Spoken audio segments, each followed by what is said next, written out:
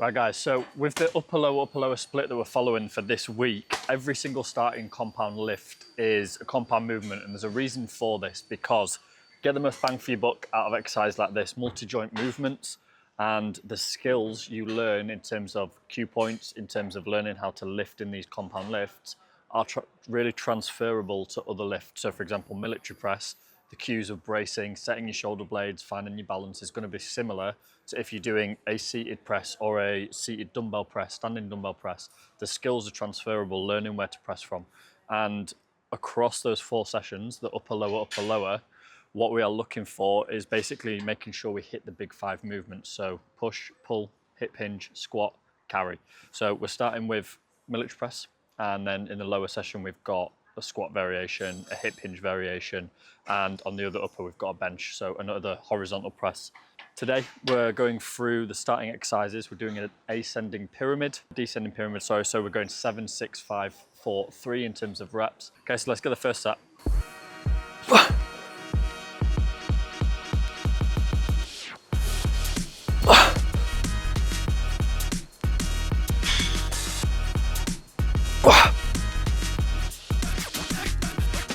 As soon as we've gone through military press, the A2, so we've got a superset, 2 consecutive exercises, one after the other, no rest, is supinated chin-ups.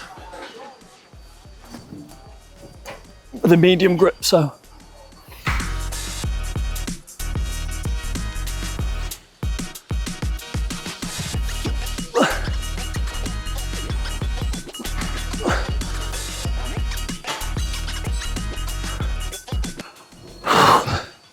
So the reason why we've got this, one of my favourite things to program for guys to create a balanced physique is push into pull exercise, or the antagonistic, the opposite muscle groups and movements. So here we've got a vertical press, so we're going straight into a vertical pull. That way we're training for balance. You feel good when you're training. One of the things I don't like about single body part splits or like bodybuilding splits like a chest day is, you get a really good pump in your chest. You end up leaving the gym like this. Most entrepreneurs, corporate guys, business owners are sat at a desk all day, so you're already sat in that hunched posture. If you train upper, you train full body splits, you leave a more balanced physique, your shoulders are back, and you're much less likely to end up with like neck tightness and stiffness throughout the day. So every set with a pyramid, you're looking to add about 2 to 3% on the lift. Now, usually the more experienced you are, the stronger you are, the bigger the jumps will be. But a big mistake most guys make is when they go up in weight on a pyramid set, so say you're going 7 reps, 6, 5, they'll do massive jumps. So we're looking for literally micro progressions, what I call biscuits, either a 1.25 or 2.5 kg per side. Brace. That's good. Big breath, hold it in here. Stay tight. Good. All the way to the chest. Let's go. Last one. Oh. Nice. See that I was saying, big breath, big brace. And the main things guys don't do with compound lifts is get a big breath into the belly, brace that big core unit. Because analogy I was taught by my first strength coach at rugby, you can't fire a cannon from a canoe. So if you're looking to lift anything heavy or just any isolation of any muscle group in any exercise, one of the key things is stability. You will only isolate a muscle or push as hard or pull as hard to the capacity in which you can create a stable base. So feet planted, imagine you're rooting yourself into the floor with your feet. Big breath, lock it in and hold that in so you've got something to push against. Really important.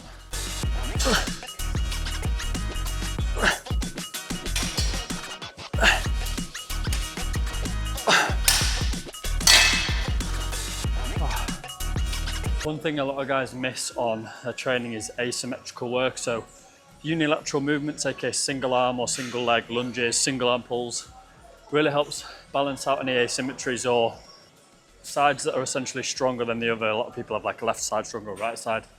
Doing single arm stuff or single pressing really helps balance that stuff out. So really good to have in your program.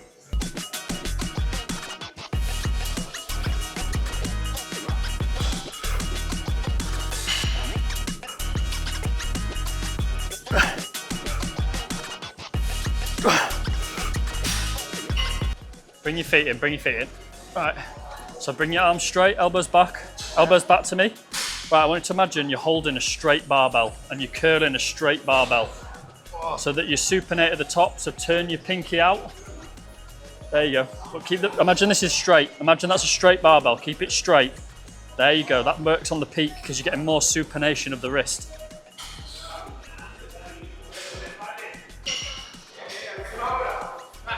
Fucking size of the kid. Let's go. Come on. Let's go. Keep your elbow against my hand. Straight barbell. Imagine it's a straight barbell. Come on. Let's go. That's it.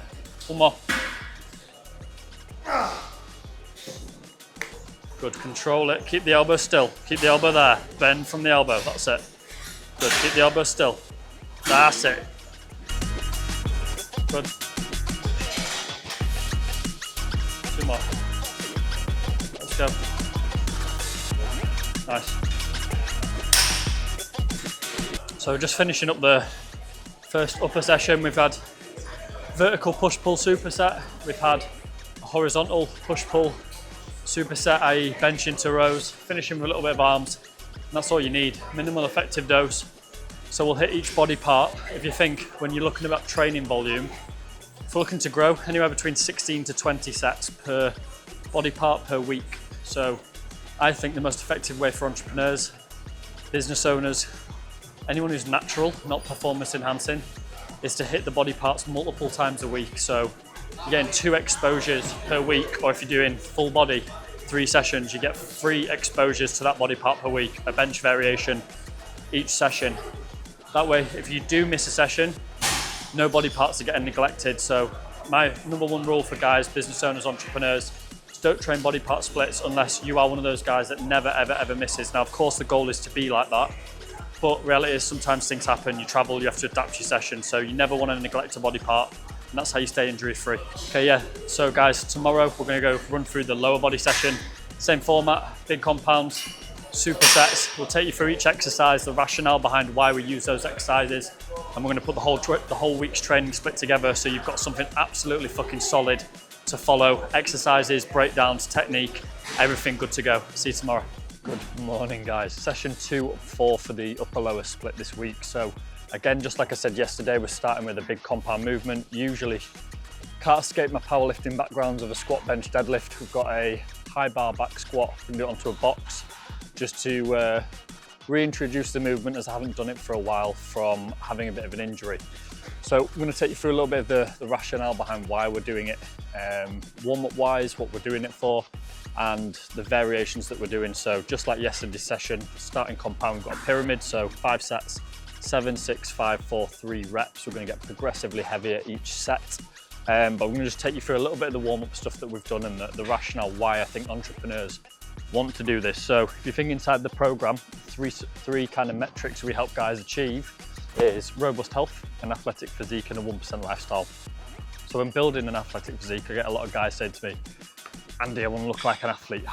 What can I do to look like an athlete? I'm like, well, you've got to train like an athlete to look like an athlete. You know, it doesn't just happen by lifting slow weights. So warming up things like pogos, getting the pliancy into the ankles, some movement.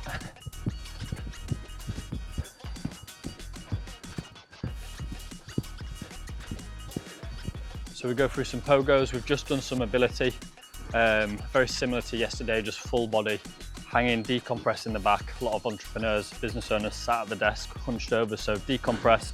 And now we're just going through movement specific stuff. So getting the ankles warmed up, and then focusing really on any limitations individually that we've got. So I did some hip specialization stuff.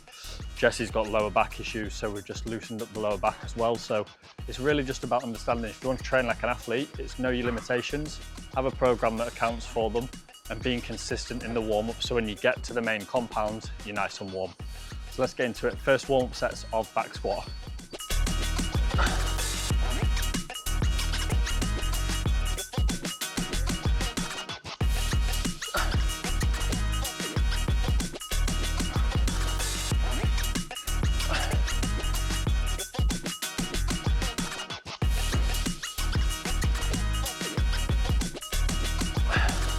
Is doing hip 90-90 here. As we're saying, one of the things I've really got to focus on, weak links in the chain, is hip internal rotation. So it limits everything I do. I end up getting back injuries. So what we do inside the program is when we identify those weak links in your chain as such, movement patterns, we'll do what I call integrated mobility inside the program. Because most guys, if you give them mobility direct, they're not gonna fucking do it. So integrating it, supersetting with big compounds like this, keeps you loose, make sure that you're consistent with your mobility, and that way you become a more robust athlete in the process. Like you can see here, I'm struggling with these, which means they're good for me. So think about that with your training as well. How can you get mobility integrated into your program easier so that you're doing it more often and consistently? We have to kind of rush through the rest of the work because I don't have to rush. What time's your call? 45 minutes. We've got 2 sets on this. We'll just, with the accessory stuff, we'll just do it as a circuit. So rather than taking individual rest between exercises, we'll just pair it as like a giant set and just do it as a circuit. So we'll get through it in like 5-10 minutes instead of 20 minutes, half an hour. That's good. That is something, if you are struggling for time or something comes up when you're training, it's not ideal because program sessions are structured a certain way for a reason, but we'd still rather you get the full session done without missing exercises and reps and sets than having to leave early. So if you need to save time, you can pair exercises, superset them, you can bunch them into giant sets or group sets and just get through the session as opposed to missing things completely. Little tip for you.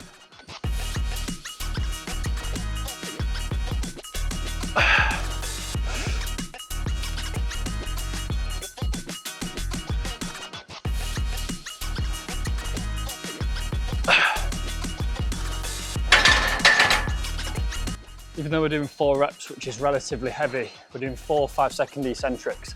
So for someone like me that is injury prone, doing long eccentrics, training that loading portion of the lift is a really good way to experience heavy weight, improve technical form because you're forcing yourself to go through that range slowly and reinforce postural positions and just do the lift properly instead of ego lifting. So we're still training retrospectively heavy. 100 kilos for me isn't heavy, but I haven't squatted in a while. It's just forcing us to use good technique, under load, under tempo, so that we build that foundation so that in this accumulation phase, next phase when we go heavier into an intensification phase, we've set the foundation, we've earned the right to lift heavier at faster speeds because the stability in the foundation is there. Nice, Jesse. If you don't get to the box, don't get to the box, but push that foot, because what it does is that's shifting your center of gravity forwards and it's driving the ankle mobility. So yeah, so we've got 10 each side, 5 each side. Then we've got Supermans, which adjust. Jesse, these will be great for your posterior chain.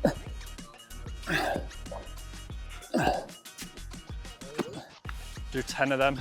We'll go 10 each side, 20, and then these good mornings are 10 to 12. Lock that bar in and we're just pushing, control the movement with the hips.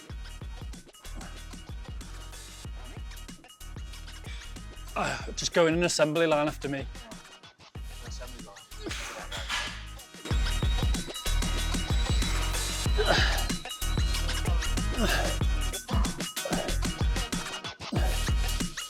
We're just finishing up on the last exercise now, single leg press, but we combined the 3 accessories before that into a circuit. So we had wide stance good mornings, Supermans and Jefferson step just to get through this. We'll have finished the whole session in 38 minutes. So in and out, really, really efficient session. Heavy squats to start with, contextually heavy for the tempo.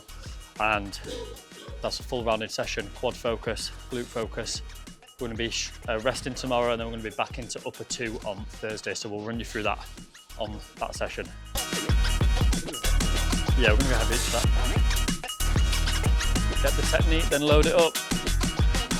Day number 3 of the 4-day upper lower split. So today we are doing upper body, and the difference between this and the session that we did on Monday, so session 1, is that it is push-pull, combination of push-pull, but the starting compound is a horizontal press. So Monday we did a vertical press, military press into pull-ups. Today we've got a horizontal press. So we're going to run through bench press, close grip, neutral grip dumbbell, close grip, neutral grip chin-ups, we've got a neutral grip dumbbell shoulder press, single arm 45-degree cable row, a dumbbell power raise for some shoulder mobility and strengthening, and then we're going to finish with some dumbbell windmills, get some functional core in there. So let's get into it.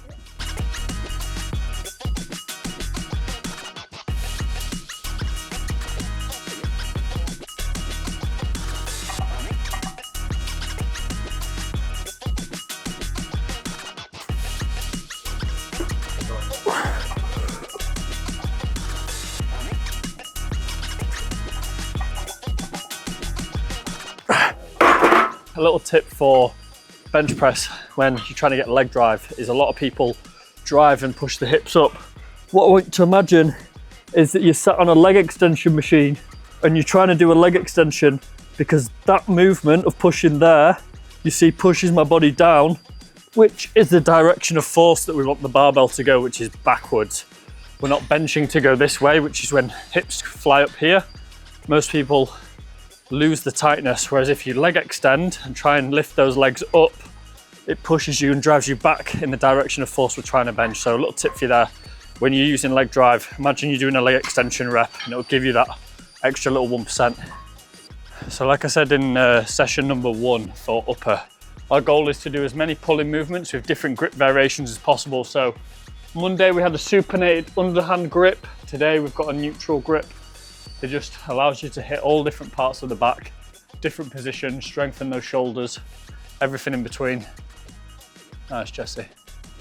Same again, those big 5-second eccentrics, training that lower end, the eccentric portion of the lift. That's where you get stronger, which is, you know, in this accumulation phase where you're doing a longer tempo, or 5-0, 1-0, 6-0, 1-0, 6 seconds lowering. What it really does is train the eccentric portion of the lift for you to get stronger. It builds stability, it builds strength, and it sets that foundation to be able to lift heavier later on. Really important. Relate back to you guys in the UK, it's getting cold on the mornings, but gotta get the work done, man. No excuse.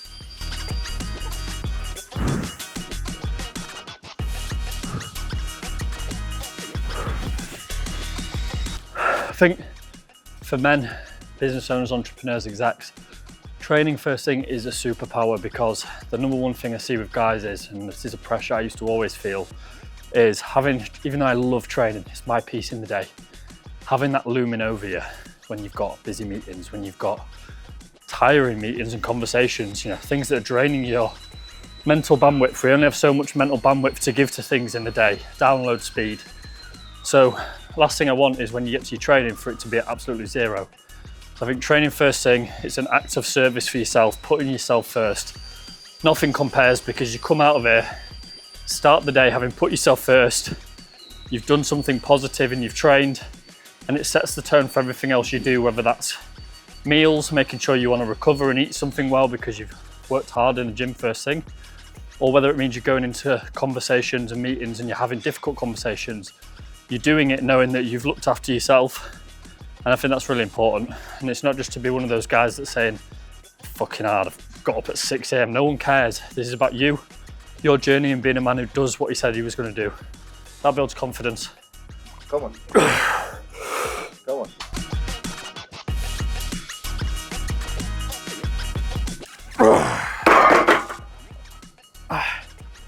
Perfect finish.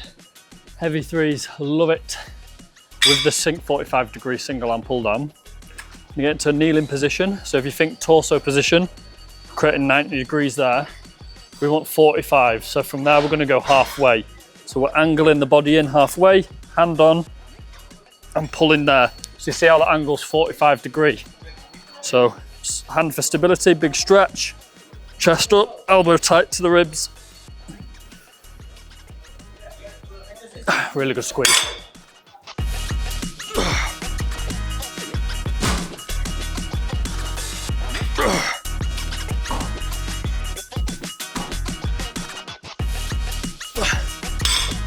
With any pulling movement, you want to imagine shoulder blades, we're slotting them into the back pockets, we're letting them sit and then pull, because that sets the scapula, it sets everything in place for you to engage the lat a lot better. So see, watch with Jesse now, so set the shoulder first down, squeeze and then pull. And as you do, you want the chest up to shorten that lat position. There we go. So you're really shortening the lat. Set the shoulder down. Good. Our Powell raise. Amazing, amazing exercise for that upper back thoracic stability. Building your traps. Medial delt. So you want to kneel in, armpit onto the bench, take a step over for stability, and then we're working through this line all the way up vertically.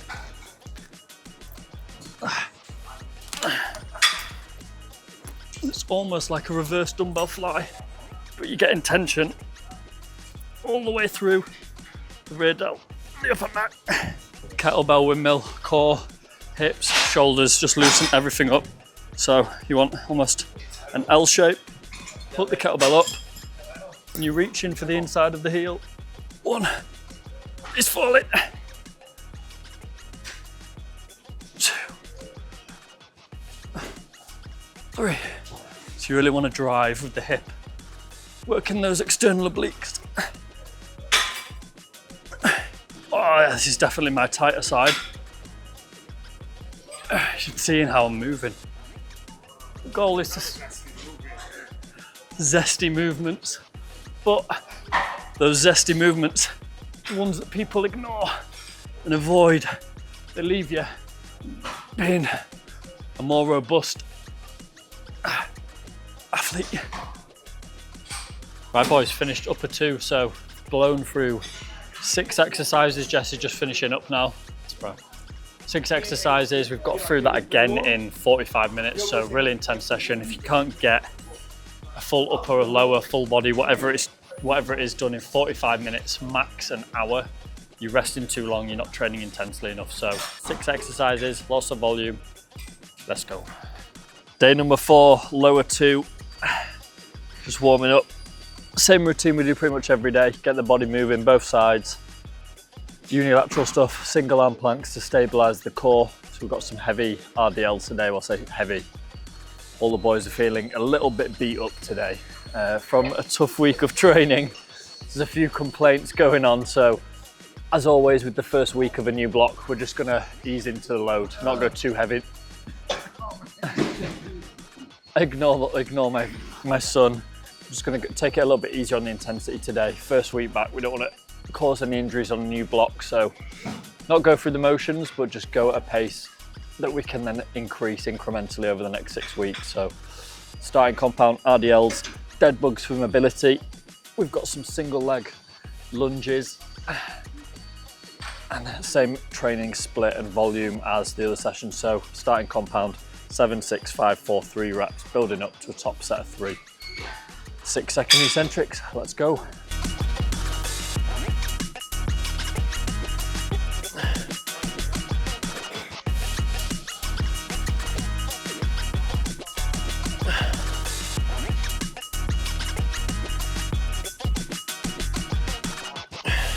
So with dead bugs, again, this is one of those exercises if you're a business owner, entrepreneur, and you get like back pain, lower back pain, that you can see Jesse's got his back completely flat. What we're practicing is decompressing the lumbar part of the spine, the mid to lower, all against the floor, and decompressing, getting used to pressing the diaphragm down and exhaling fully. It really promotes that solid back posture. Really, really good for decompressing your back and feeling good overall, like robust wise.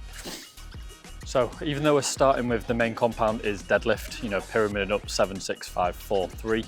Not going to go too heavy today. As I said on the other videos, I've been doing a bit of prehab and rehab around like getting my hips in more alignment, which has meant I've been avoiding doing really heavy hinges, anything that's overtaxing on the lower back. So it's great to be able to do these pain-free for a long time. Haven't been able to, so we're just easing back in. We've had a really rough week of training, adapting to week 1 of this new training split and new block. So we're just moderating the intensity based on how we're feeling, which is what I advise everyone to do throughout the space of the week. You know, not every session has to be balls to the wall intensity.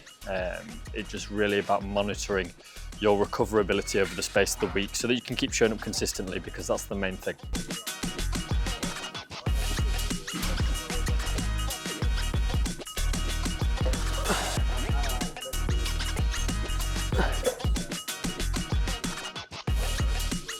was just exploring the range. Like I said, I hadn't done these in ages, so I just wanted to feel how things are feeling before we load them up a little bit. But they're feeling good, so let's fucking go. Over the coming weeks, I do want to load them up again and be the dominant hip hinge movement we're doing, but no point risking injury week 1. Always go form, go by feel, go by how recovered you are, and generally you'll avoid getting injured.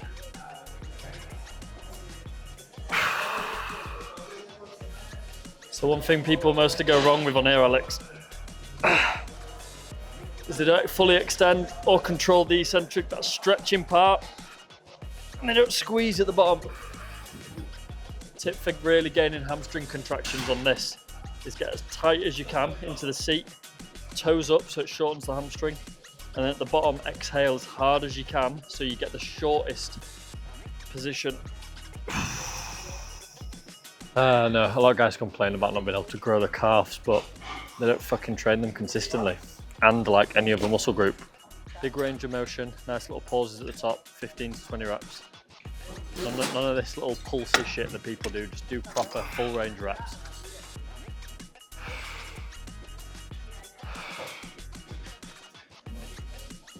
Oi, oi, oi, buddy. The little bit of Welsh in me that Edwards is creeping out. So guys, we've finished up the 4-session upper lower split for the week. Now obviously we've gone through that. It's the first week of the new block, so it's really just about getting a feel for the program. We've adjusted the intensity accordingly based on how we're feeling, recoverability, so that we can push over the next 4 to 6 weeks and progressively overload things. So guys, if you've got any questions, drop them in the comments below, but make sure you save this one for the future.